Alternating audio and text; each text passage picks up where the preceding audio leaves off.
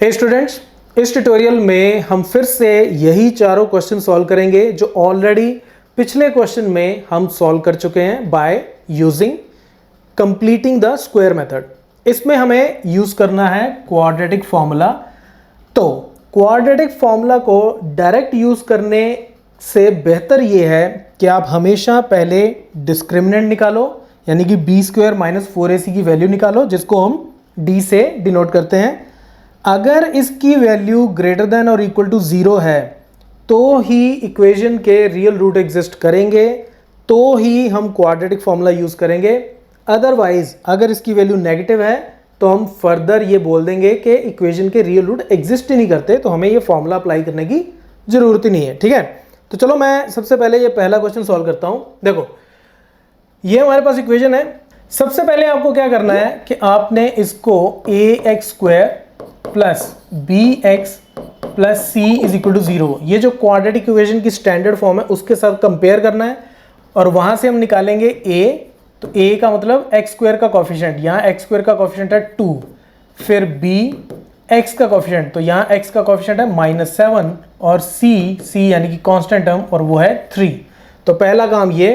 अब हम निकालेंगे डिस्क्रिमिनेंट, और डिस्क्रिमिनेंट मतलब b स्क्वायर माइनस 4ac, तो इसको भी निकाल लेते हैं। b स्क्वायर यानी कि -7 का whole square minus 4 into a की वैल्यू 2, c की वैल्यू 3, तो ये मेरे पास कितना हो गया, ये हो गया 49 minus 4 into 2 8, 8 into 3 24, so this is equal to 25।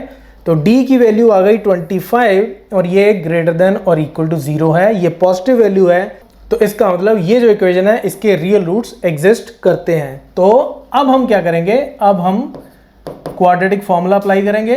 तो x is equal to minus b plus minus square root of discriminant divided by 2a। तो माइनस बी यानी कि माइनस ऑफ -7, वो हो गया 7, plus minus square root of d की value है 25 divided by 2 into a, और a है हमारे पास 2, तो ये मेरे पास कितना हो गया 7 प्लस माइनस इसका स्क्वायर रूट हो गया 5 डिवाइडेड बाय 4।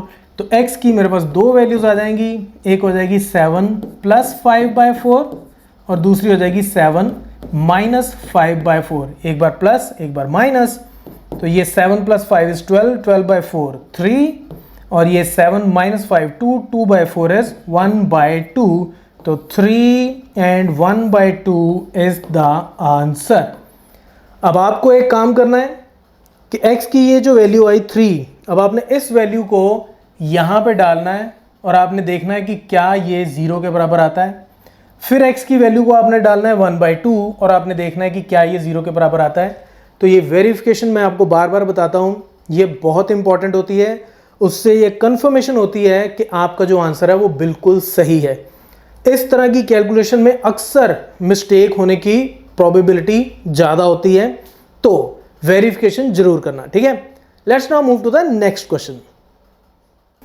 अब बाकी क्वेश्चंस को मैं थोड़ा सा क्विकली सॉल्व करूंगा। तो यहां से क्विकली मैं लिख रहा हूं कि a कितना हो जाएगा, x स्क्वायर का कोफिशिएंट 2, b कितना हो जाएगा, x का कोफिशिएंट, अगर साथ कुछ ना हो तो इसका मतलब 1 से मल्टीप्लाई हो रहा है, और c constant term which is -4। और अब हम डिस्क्रिमिनेंट निकालते हैं which is b square minus 4ac। तो ये कितना हो जाएगा मेरे पास, b स्क्वायर यानी कि 1 का square minus 4 into a is 2 and c is -4, तो ये हो गया 1 स्क्वायर इज 1, और ये माइनस और माइनस प्लस हो गया, 4 इंटू 2 इज 8, 8 इंटू 4 इज 32, तो ये मेरे पास आ गया 33, और d की वैल्यू 33 आ गई, और ये भी ग्रेटर देन और इक्वल टू 0 है, तो यानी कि इसके भी रियल रूट्स एग्जिस्ट करते हैं। तो ठीक है, अब हम फिर से क्वाड्रेटिक फॉर्मूला यूज करते हैं, minus b plus minus square root of discriminant divided by 2a। तो ये कितना हो जाएगा, माइनस बी यानी कि -1 हो गया, plus minus square root of ये हो गया मेरे पास 33 divided by 2 into 2 which is equal to 4। तो यही आंसर रहेगा, क्योंकि 33 का स्क्वायर रूट तो हम निकालेंगे नहीं। ठीक है, तो इसको सॉल्व करने की जरूरत नहीं, इसको ऐसे ही छोड़ सकते हो। अलग अलग करके लिखना है तो आप ऐसे लिख दो कि x की वैल्यू हो गई -1 प्लस स्क्वायर रूट 33/4 और -1 माइनस स्क्वायर रूट 33/4। तो एक वैल्यू ये आ गई और एक वैल्यू ये आ गई। This is your answer. Verification अब आप खुद करके देखना। Let's move to the next question. तो ये भी बड़ा सिंपल सा क्वेश्चन है। अगेन एक्स स्क्वायर का कोफिशिएंट जो है वो a हो गया और वो है 4, x का कोफिशिएंट हो गया b और वो है 4 इंटू स्क्वायर रूट 3 और कांस्टेंट टर्म वो हमारी हो गई c। अब हम निकालते हैं discriminant. This is equal to b square minus 4ac। तो ये कितना हो जाएगा, बी स्क्वायर यानी कि 4 इंटू स्क्वायर रूट 3 इसका whole square minus 4 into a की वैल्यू 4 और c की वैल्यू 3। तो this is equal to 4 into 4 का स्क्वायर करेंगे 16, तो स्क्वायर रूट 3 का स्क्वायर करेंगे तो 3, तो 4 इंटू 4 इज 16, 16 इंटू 3 इज 48। ये सॉल्व करोगे इतना आ जाएगा, माइनस 4 इंटू 4 इज 16, 16 इंटू 3 ये भी 48। तो दिस इज इक्वल टू 0। अब इसकी वैल्यू आ गई 0। डिस्क्रिमिनेंट की वैल्यू जब 0 आ जाए ना तो रियल रूट्स तो एग्जिस्ट करेंगे ही करेंगे, रियल रूट तो एग्जिस्ट करेंगे, लेकिन दोनों रियल रूट्स जो हैं वो इक्वल होंगे, दोनों रियल रूट्स बराबर होंगे। जब पॉजिटिव होती है वैल्यू, अगर पॉजिटिव वैल्यू आए डिस्क्रिमिनेंट की तो डिस्टिंक्ट होते हैं, अलग अलग होते हैं। लेकिन जब 0 हो तो दो रूट्स होंगे लेकिन दोनों सेम होंगे। तो निकाल लेते हैं अब हम x कितना हो जाएगा, minus b plus minus square root of discriminant divided by 2a। तो this is equal to minus b यानी कि minus of 4 into square root 3 plus minus d का स्क्वायर रूट। तो d की वैल्यू तो 0 है तो 0 का स्क्वायर रूट तो 0 ही रह गया, डिवाइडेड बाय 2 इंटू a यानी कि 2 इंटू 4, मैं थोड़ा क्विकली कर रहा हूँ, 8 हो गया। तो यहाँ से x की मेरी दो वैल्यूज आ जाएंगी, -4 स्क्वायर रूट 3 एक बार प्लस 0 के साथ, ठीक है, और एक बार -0 के साथ।